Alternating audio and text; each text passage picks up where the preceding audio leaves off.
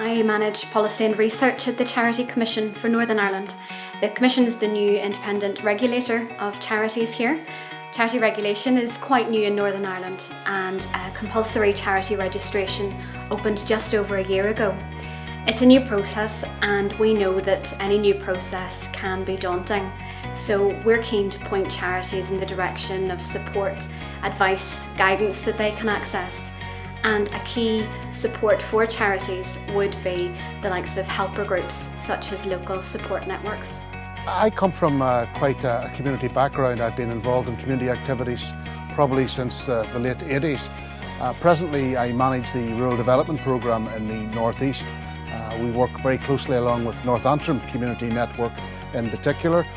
They support the work that we do. We've run probably several events. We have run a whole range of activities, and they have mentored and supported a lot of the communities and a lot of the villages that we work alongside. We've worked as the MARA project. I'm the lead for the project with the networks for about 6 years.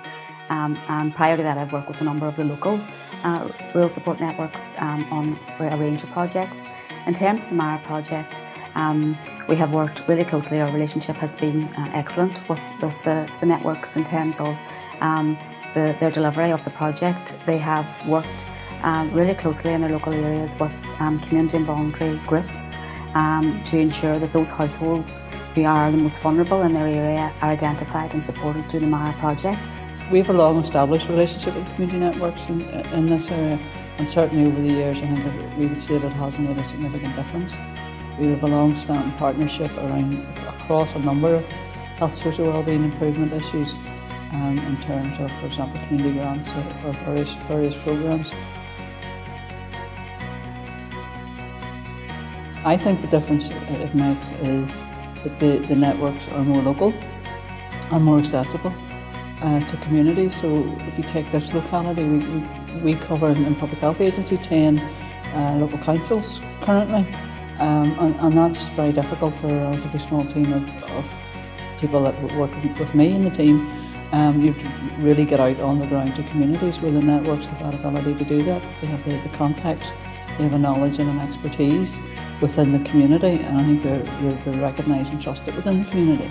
That support, that guidance, it can range from anything from giving a local workshop themselves to sitting down one-to-one with somebody, actually going through the process and explaining key parts of the form to them.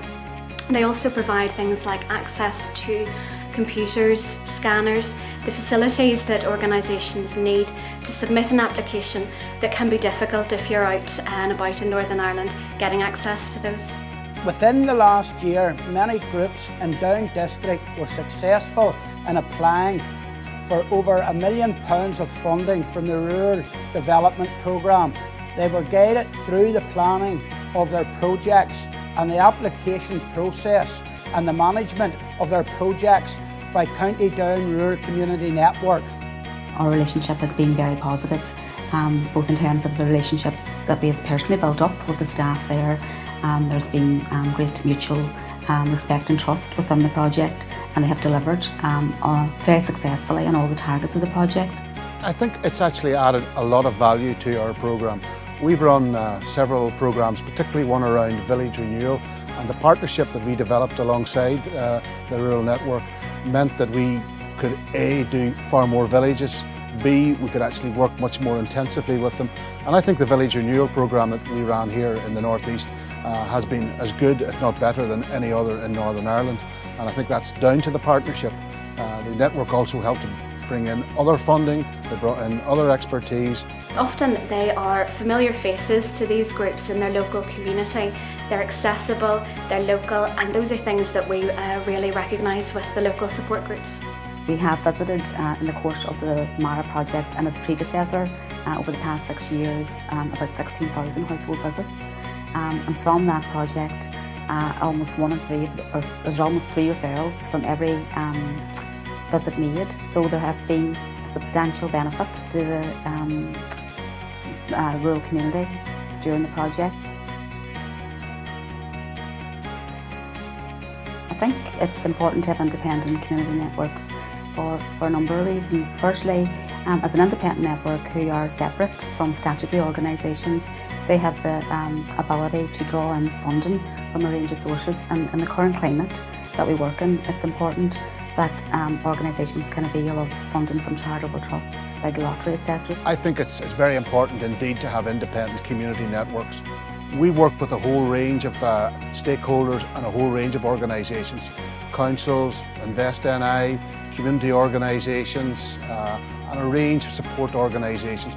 What we feel is that the independence of the NACN and the other RSNs means that they're given advice not based on any vested interest.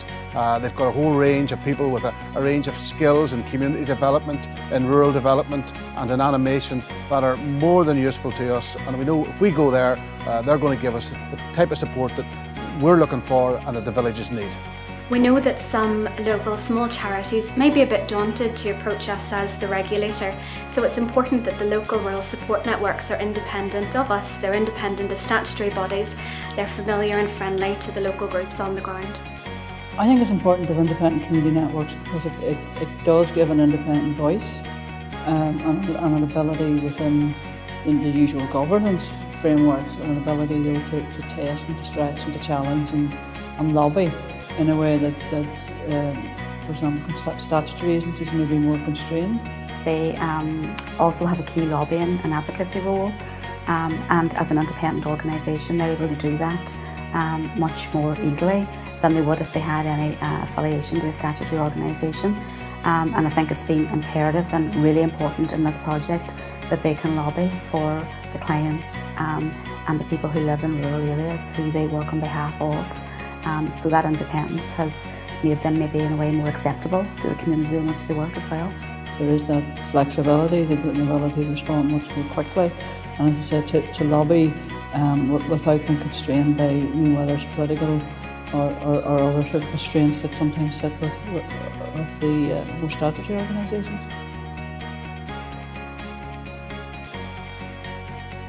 I think potentially the role of community networks will be even more important with the new council boundaries coming into place, because the councils are going to be larger, so potentially people may feel more removed from their local elected representatives. I think there's going to be less actually elected. They're bigger areas, they're taking on new responsibilities, so people within very small local communities may feel a bit of a gap emerging, and I think the networks, again, being local and accessible, can provide a lot of support and access to politicians or access to services and make connections for people that potentially could be lost as part of some of the changes that's coming. I think the role of the community networks will be key. They've already been working across council structures already, so I think they can engage quite quickly there. They've also been working probably for at least 20 years, probably more. So they bring an independence, they bring a range of skills. They can to a certain extent be seen as an honest broker. They don't have to be so involved in the quite natural political arena that councils are involved in. So the types of activities they can do, they can get on with the day-to-day stuff. And I think they've built up a rapport, and I think they've built up a trust with the communities that they're presently working with. And a relationship between Down District Council and the local rural network that goes back nearly 20 years. Down District has benefited to the tune of many millions of pounds of external investment that the council simply could not have won on their own. As a statutory organisation, we don't have those local links. We could not deliver this project on our own. We need the likes of the rural support networks to work in partnership and in collaboration with us to deliver the project. One of the other things was that in the middle of the programme, we were looking for projects. Our spend was going well, but we felt we needed more support, particularly in the community sector. And again, our partnership with the rural networks actually meant that we were able to get out to more villages, we were able to get more applications in. That actually helped the spend profile. We were able to spend much more widely across the area, and I think we got better quality projects and we got a lot more projects. For us as an agency and an organisation, it's easier to work with an umbrella organisation than to work with hundreds of smaller groups. The work of the local support networks is important to us now, but also for the future as we roll out registration in years to come, but also as we roll out things like annual accounting and reporting, other new processes where we hope that the local support networks can also provide guidance and advice to local charities. So we'd like to thank them for the work that they're doing at the moment and for that going forward, and encourage any charity that does have a query or a concern about the registration process, go to these groups. They provide a great deal of support and you'll be able to get some help from them.